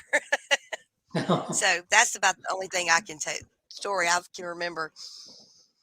And I mean, there's a lot of other things, but it's like bits and pieces of stuff that the house has had a lot of unexplained things happen to a lot of people that's lived there. So I wonder, is this the I'm gonna house hand it back over. Catherine pointed out? It probably is. That's It near probably the, is. not far from me down the road here. It's near where that old abandoned. Right. Yes. It was sat abandoned with nobody in it for a while, but now they're remodeling it, and someone's going to be moving in. Oh, okay. So but yeah, that's it. She wanted me to tell that story, and I don't know why. Wow, So here's Catherine back. spooky. You ready? Yeah. Hello? Yes. Was that the house she pointed out that day, Catherine? It is. Just past, it's where the Mexican people are living now. Just past where the abandoned clinic is. Ah, Yes. yeah. Every time I drive by there, it is kind of beautiful old creepy house. looking over there. It's a beautiful old house. But I'll tell you what happened to us as a kid. We were watching one of them Halloween movies, Chainsaw Massacre. Oh. And the first time I'd ever seen it, we were probably 12 or 13. And yeah, there was about 12, 15 of us. And and we were watching that on the big screen. And back then, when the big screens were big screens back then. Yeah. And we were watching that, and the window was open because it was fall time. And yep, that's what happened. Somebody did that. Let me tell you, it was hilarious. It was hilarious. He came through the window. So, are you guys aware? I'm sorry. You still there? You've never seen. Well, it's fine. I was just gonna say you've never seen so many 13-year-olds jump and scream. It was hilarious.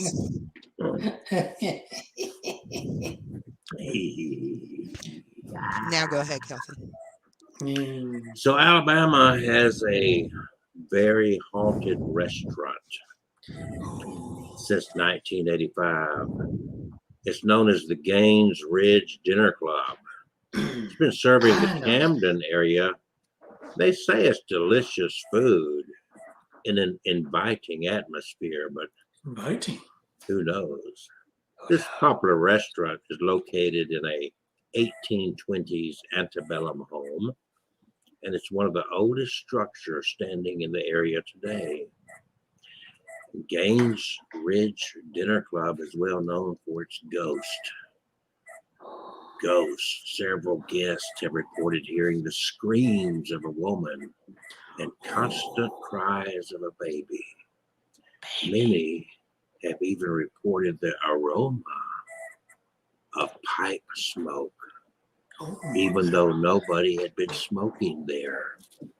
One of the strangest events to occur at Gaines Ridge Dinner Club was when a woman was seen floating past windows. So there you go. Let's take a tour. You want to take a tour? Okay. Let's take a tour. Hold on. I have my pipe here ready. We're gonna take a tour. Let's take a tour to spend a little Okay. energy here. I just need some pipe tobacco in this thing. Yeah. Stick it in your pipe and smoke it.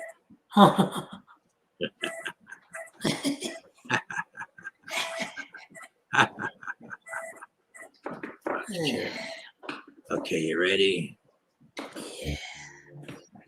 Like most houses, Gaines Ridge has a ghost. The story that I'm asked to tell the most is not a ghost story, but it's a ghost truth, because it actually happened to me on a night that we were not open, Monday or Tuesday night. We're open 4 nights a week to the public, and we were not open, but I had to be here to get ready for a party the next day. So one of my cooks, Magadel, and I were in the kitchen, and I needed a cook pot from upstairs, and there are only 2 rooms upstairs. So I went up to get it, turned the light on, and got the pot, and was getting ready to come back down when she breathed. And she said, Miss Betty, come quick. Oh, Lordy Jesus. Well, it scared me so bad. I dropped the pot. I ran down the stairs and hit about 3 steps and burst in the kitchen. And I was expecting blood, fire. I didn't know what was the matter. But she was calmly chopping onions and looking up at me real funny. And she said, Miss Betty, that wasn't me that called you. I said, well, somebody called. Yes, ma'am, I heard somebody call, but it wasn't me. Well, I could tell that she was telling the truth, because she was pretty scared. And by then I was too. So we looked all downstairs in all the rooms. Didn't see anybody. Looked outside, everything. No cars, no nothing. Just what was supposed to be there. So I said, well, Magadel, we got to go back upstairs. I didn't turn the light off. She said, I ain't going back upstairs. I said, well, you got to go, because I ain't going by myself. So we took off and went upstairs, crept up, looked everywhere up there. Nothing. And I said, Magadel, is there anything that else we need to do tonight? She said, no, ma'am. She said, I'll do it every bit in the morning. Don't you worry. But I don't want to be here no more tonight. And I didn't either. So we packed our stuff and we got out. And I don't know who called or what happened. And nothing like that's ever happened before. But it's an actual truth. It's not a story.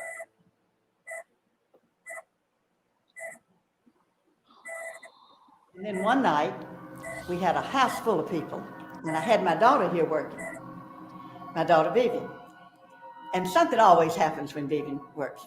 But she was here that night, and she came in the kitchen where I was cooking. And her eyes were big as saucers. And she said, Mama, you got to come out here quick. Someone has fallen in the ladies' restroom. They had heard someone fall and had seen the door shake and thought she'd fallen against the door.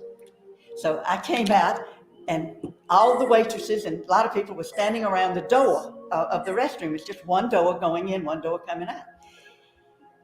And I said, who is it? She said, we don't know. We just heard somebody fall, and we saw the door shake, and we can't get in. So she must have fallen against the door. Well, they'd been standing there ever since this happened, 3 or 4 people. So I tried the door, didn't open. So I kind of put my shoulder to it and a little more too, and it came open. And there was no one in there. No pictures had fallen, no nothing. Absolutely nothing. No one there. But anything that happens around here that we can't explain now, we just blame it on the ghost. Because I think there's several around.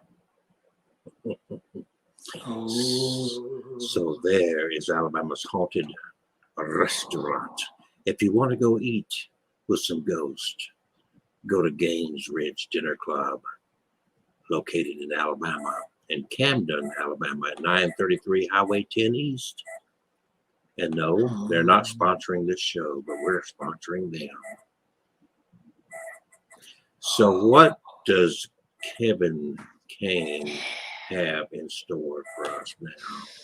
I've got a shorter story here that's gets into the haunting theme here. Shorter?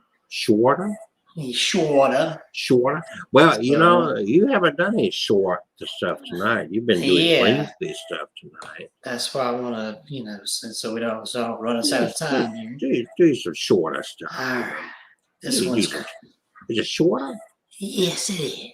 Okay, do some shorter This stuff. one's called The Blackest Night. Oh, tonight is black. The Blackest Night. The Black Night. The Blackest Night. Just how black did it get?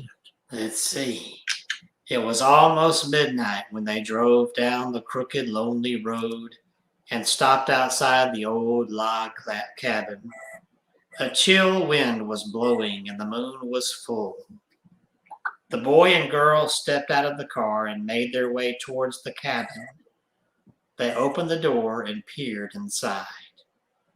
"Is this it?" she asked. "Yes," he replied. "This is the place.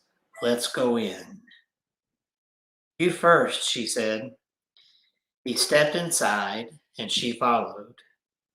The door creaked shut and the darkness closed around them. "Did you know that tonight is the darkest night of the year?" he asked. "No," she said. Is it?" "Yes," he said. "They call it the blackest night. Do you know why?" "No," she said. "Okay, I'll tell you," he replied. "It was 20 years ago. Even back then, the cabin was abandoned and falling apart. Sometimes hunters who were going to go to the game in the surrounding woods would use the cabin. It was also used as a makeout place by young couples like us. They say this broken down shack has seen a lot of hugs and kisses, but all that came to an end one cold October morning." "What happened?" she asked curiously. He continued. "They found the body of a young girl inside the cabin. She had been murdered, and it was an extremely brutal scene. They said her eyes had been gouged out, and she was gutted like a fish. Her body was ripped open from her belly up to her chin. Her guts were strewn all around the cabin. The killer also chopped off one of her hands. She bled to death. It was slow and painful." "Oh, how horrible!" she exclaimed. "Why are you telling me this story?" Oh, lost my place here. Okay. "Why are you telling me this story?" "Well, that's how the story goes," he said. "The murderer was never found. They say that ever since then, the cabin has been haunted. Every year in October, on the darkest night of the year, the night this terrible crime took place, the very anniversary, if you listen very closely, they say you can hear the screams of the dying girl. That's why they call it the blackest night of the year." A shudder went through her body. "You're making all this up just to scare me." "Not at all," he replied. "Oh, you just love to intimidate me." "I swear it's the truth," he said solemnly, but she could see a hint of mischievous smile around his lips. "You never heard this legend? I thought everyone knew about it." No, I never heard it before, she said. This place is giving me the creeps. Let's get out of here. Oh, come on. This is interesting. If you told me all this before, I would never have agreed to come with you. And the thought of that poor girl crying, I don't even want to think about it. Shh, he said. Let's wait a little longer. Maybe we'll hear her scream. I don't want to, she protested.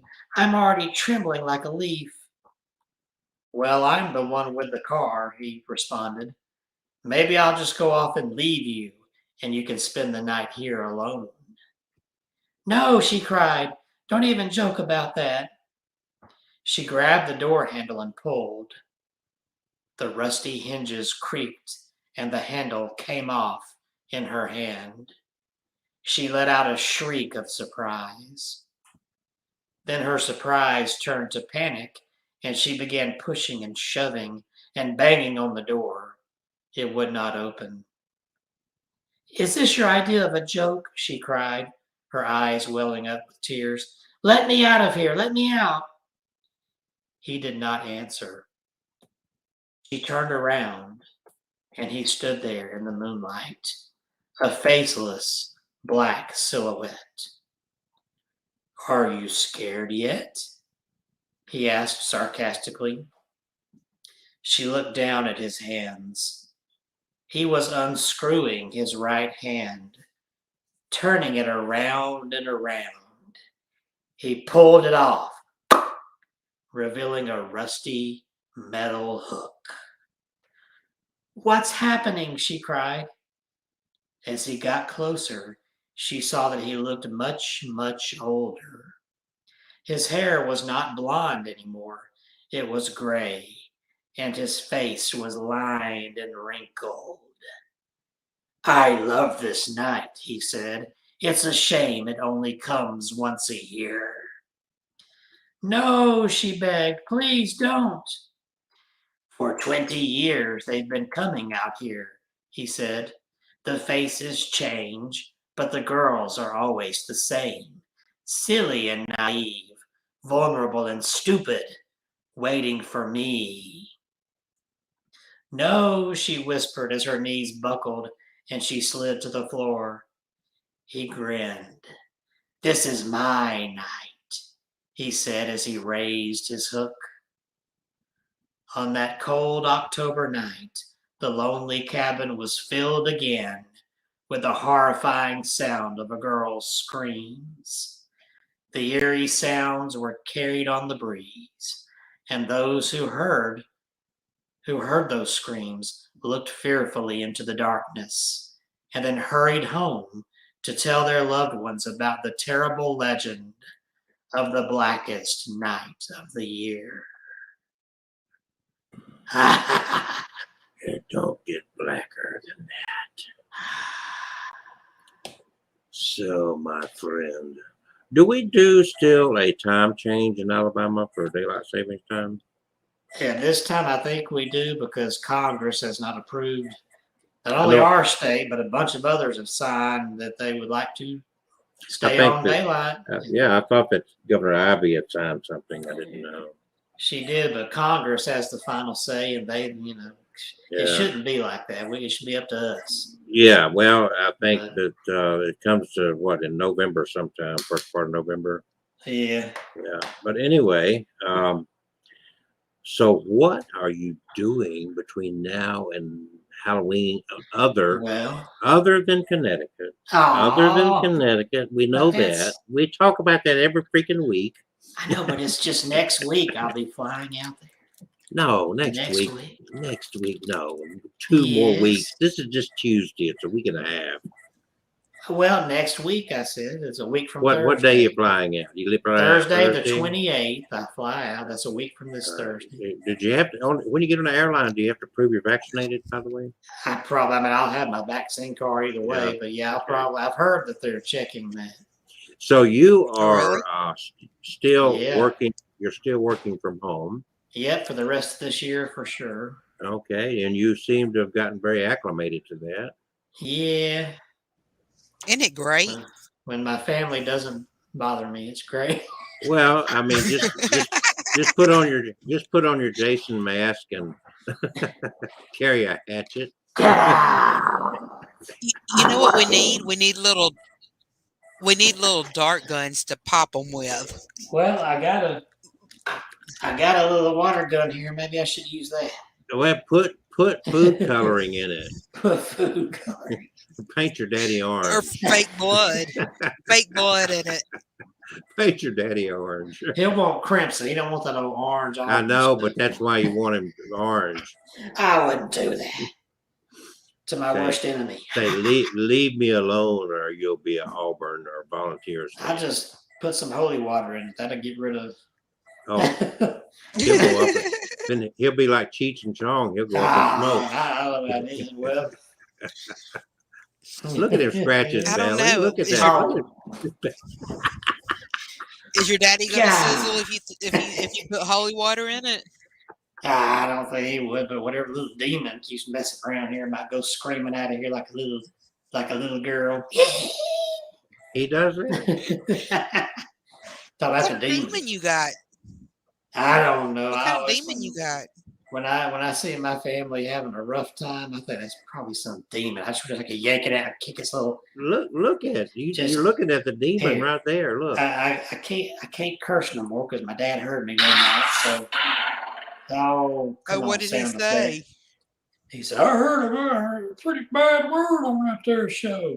So look, I got now. Where is that stinking thing? I got me a censor button here. If I What's can, the here it cen- is. Oh. Here it is. So I can cuss all I want to, and just tell you to yourself right in the. Okay, now can you censor me real quick? Because I need to cuss. Okay, Go ahead. just say when. Go ahead. Bye. Okay, now go.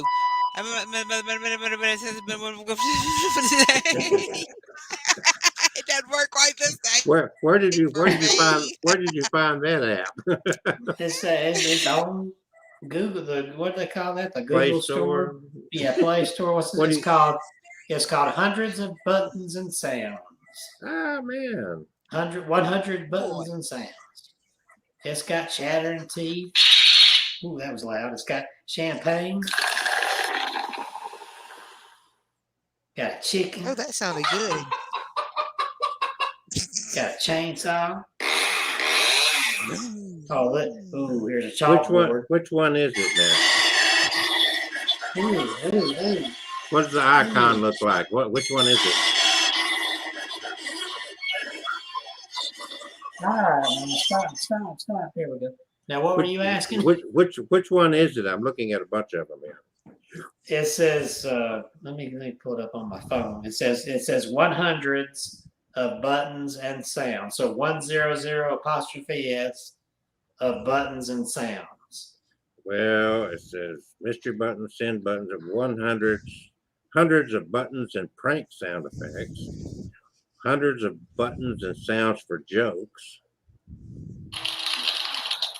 There's a campfire. What are you doing? That was a campfire noise. I'm Are you trying to find. Still He's still looking for. Here's crickets for his sound effect. Let me see what the their thing looks like. What was that? Well, that was he was saying, "Damn."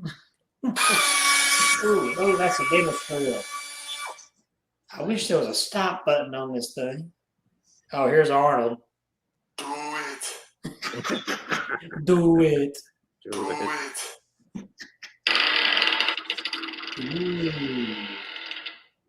Creaky door. That's creepy. Oh. Access denied. That might be the same as mine. There it is.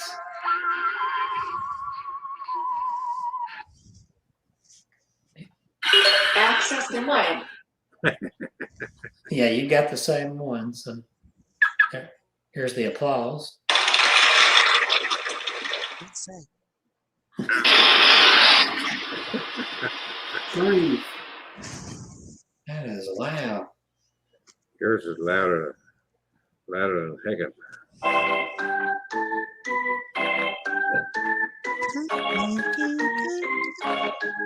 God, there's a bunch of them here.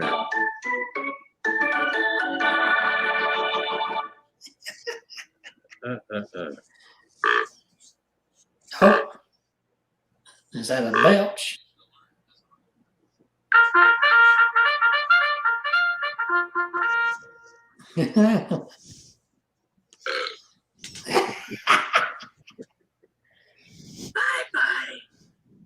Bye. You know there's going to be a fart button on here. Let's see. Sounds like a motorcycle. Mm-hmm.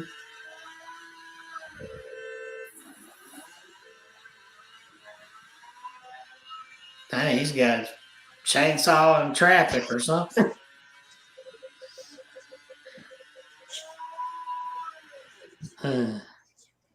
Here's the fart. You did your whistling, I did my fart.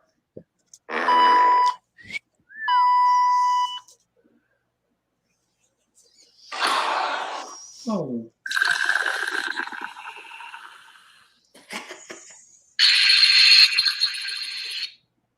Good Lord, there's a bunch of them.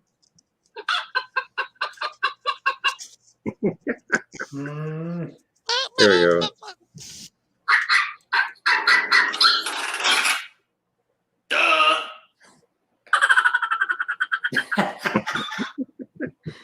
That one reminded me of my piggy pigs.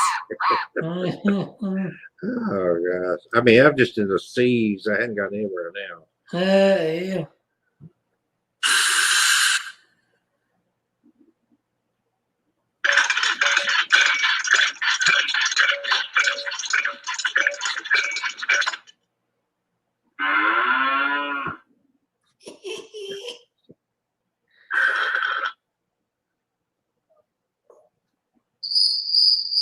Yeah, there's the crickets.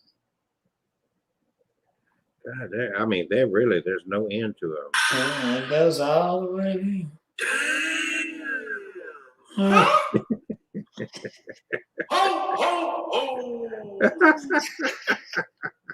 Oh, no, whoa.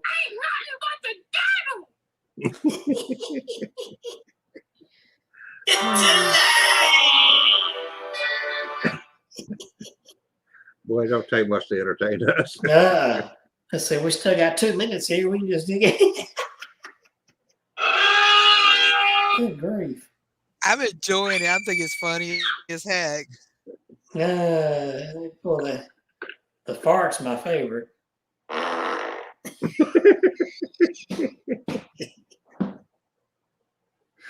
Oh God. I just gotta. Oh, where's the frog? This just reminds me of being back in elementary school. Give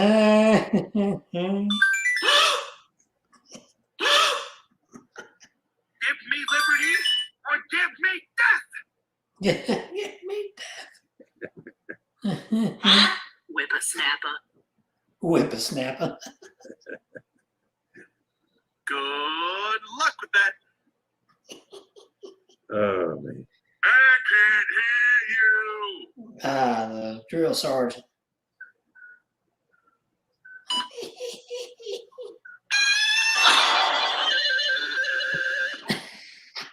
I mean, they got about everything you want. Here we go.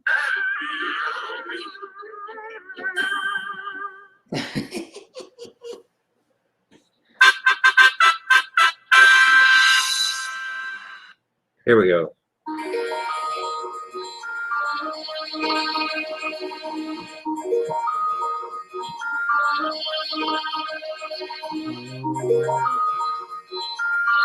It's called Halloween Mansion. We've eaten up our time now. I know, it's 9 o'clock.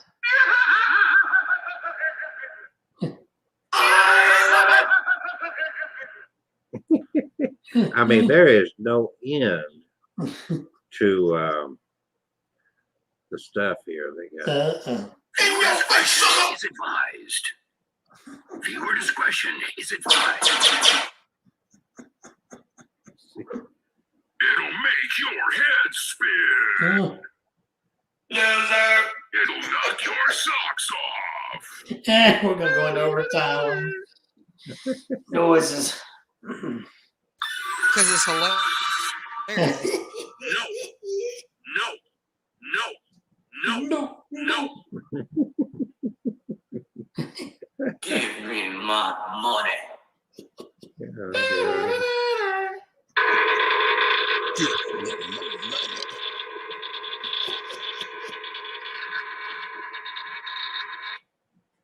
OMG. OMG. I echoed yours.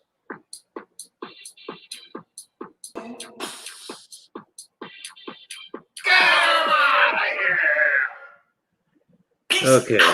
So what I'm going to do is every time I get one of those spam phone calls, I'm going to test them. Yeah. Oh, baby.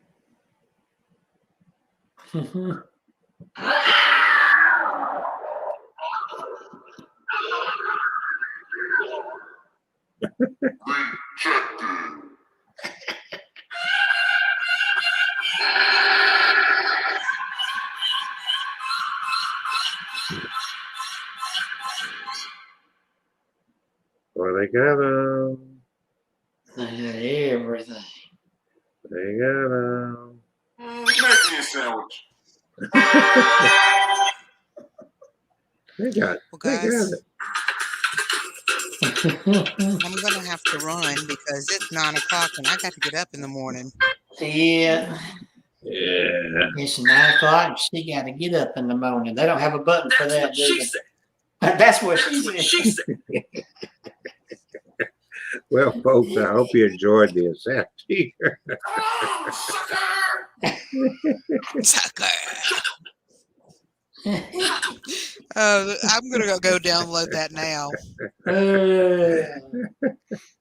Oh, Lord. This is crazy. We done ate up her time now.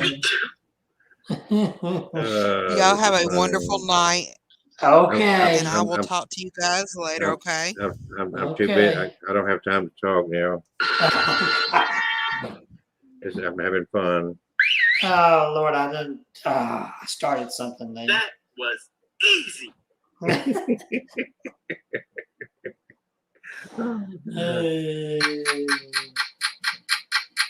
Well, there goes Catherine. She's gone now.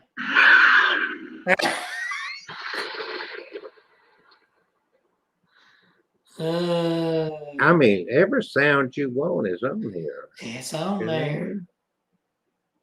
Every sound you want. Oh, here we go.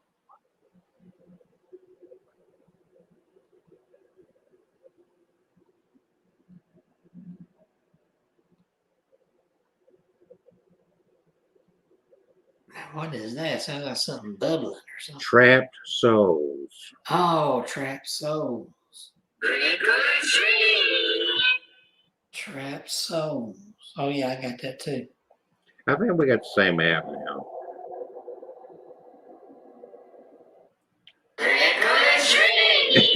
Yeah, we got. God.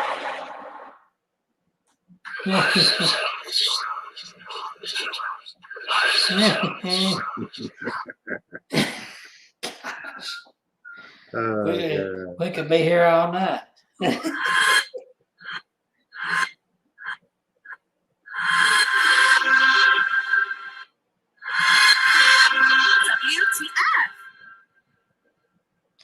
UTF.